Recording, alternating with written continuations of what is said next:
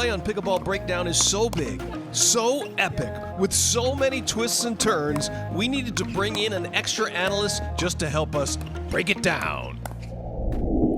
Here's how this works. You send us highlights, great plays, good plays, and not so good plays.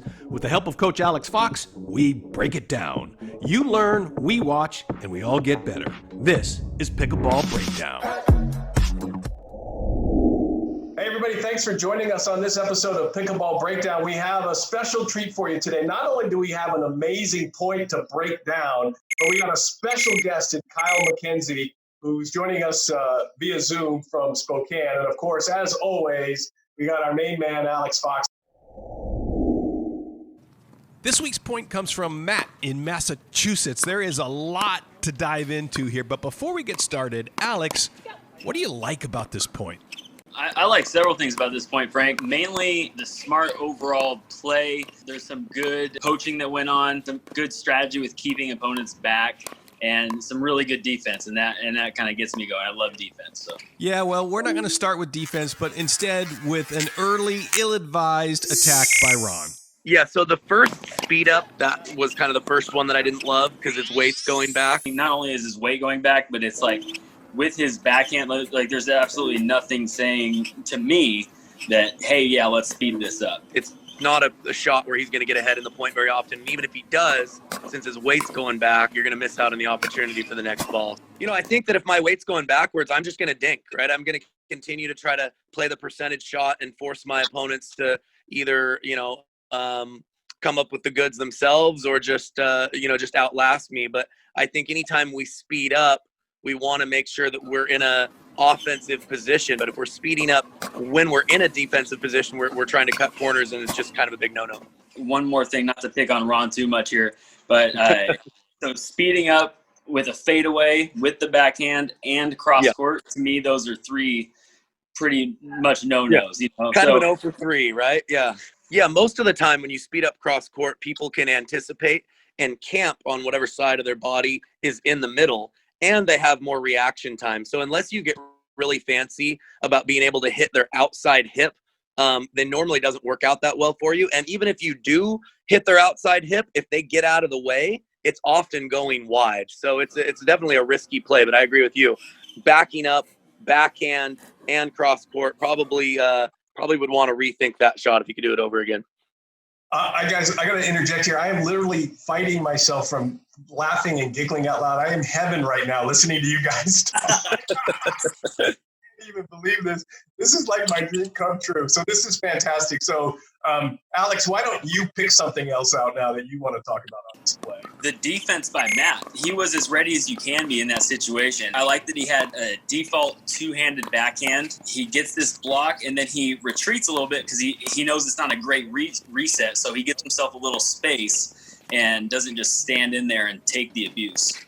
Yeah, I think that's my favorite thing about this point is the pickleball IQ for staying in control or recognizing when you're on defense and being willing to get back and give yourself more reaction time. Both teams do a pretty good job of it throughout the point. It's fun to watch because, for part of the point, one team's in control, the other part, the other's in control, and they're kind of going back and forth because they're not trying to do too much when they're on defense. It's really well done and fun to watch.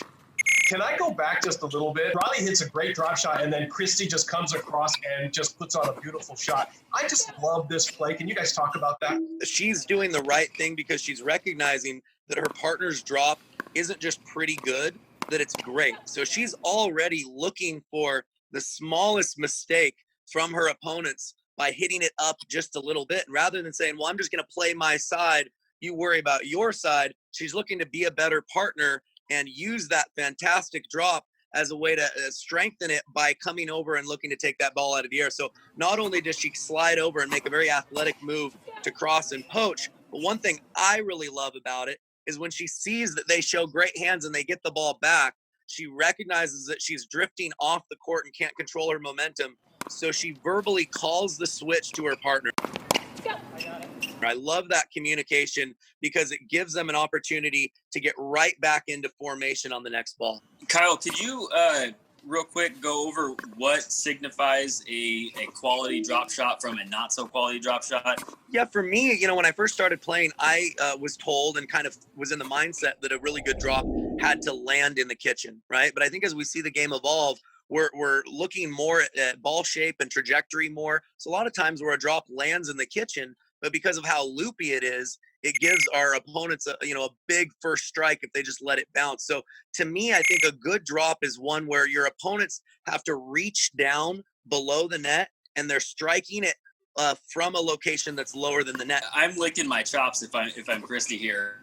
Like if my partner hits a drop, I almost prefer it to be my opponents to barely be able to reach it out of the air. I can really see their paddle face, and I can get a good read on the ball, and they can't step back on it. And they're already committed. Like, I am just looking for blood right there.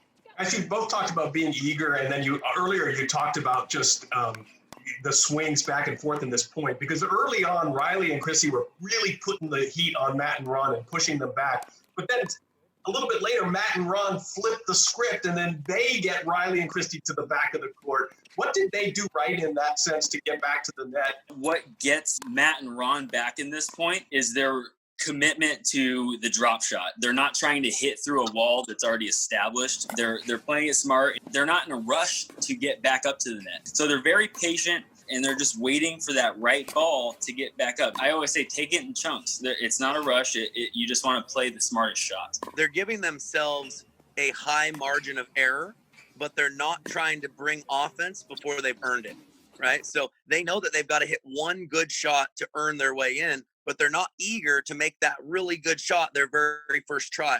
So he's committed to defense. He's given himself high margin for error, and then waiting until they get that one opportunity where their opponents are hitting up on the ball to start gaining some space back forwards. Right here, Matt hits this cross-court drop shot to Christy and pushes her off the court, basically. And then he keeps the pressure on her, and then that's where the script flips, right? All of a sudden, you've got Ron and Matt at the line, and Riley and Christy have to drop back and play defense and work their way back. That was just brilliant play, I thought, by Matt. I will just say this is one of the other shots that I think was a mistake in hindsight.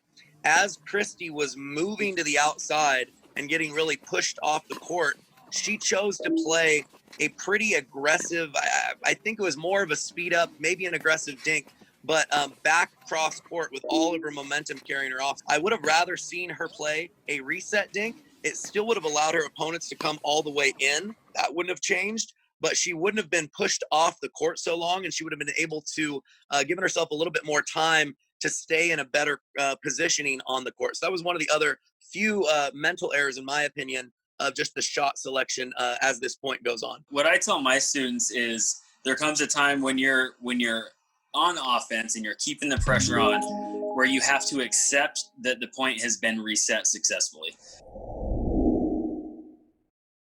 Nevertheless, Christy and Riley fight on despite getting pushed all the way back. Riley sends a high ball to Matt, who spikes it into the kitchen. Alex, what do you see there?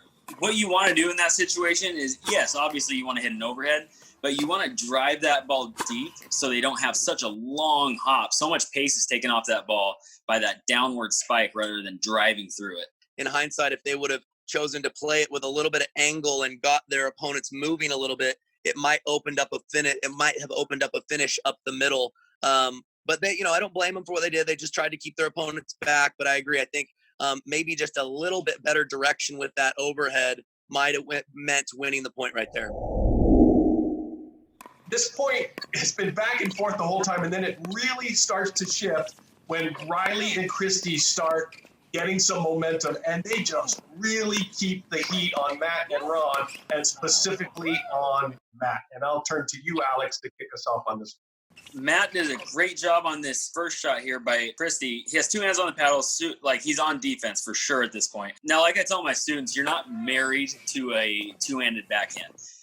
It makes sense in some situations. It might not in other situations, and other players prefer it in more situations than others, and that's totally fine. But then Riley attacks to his forehand, so he's forced to take that hand off and go to one hand, and he never really recovers. You see the difference in strength, right? It's tough when you have hardly any time, if you're not using a two-hander for every shot. But when you sense that your opponents are full on smashing it at you, it's just tough to have the strength to control the one-handed reset. And so I agree. I think adding that second hand, it may not always look pretty, but it's the difference in just getting the ball over the net a lot of times and making your opponent play one more ball, which, you know, as we see in this point, good things can happen when you get in that mode. So I agree. It's interesting. It was the one time where he decided to go away from that two-hander on defense, and that happens to be the end of the point. This was an amazing point to watch, a lot of fun. Yeah. The only thing better than this point was listening to Kyle and Alex break it down. Kyle, Alex, thank you so much. Oh, it was absolute blast. You know, Alex and I are always ready to geek out on some pickleball. That's going to do it for this episode of Pickleball Breakdown. If you want us to break down your game, send a link to your video to pickleballbreakdown@gmail.com. If you liked this episode, share it, like it, and subscribe. See you next time.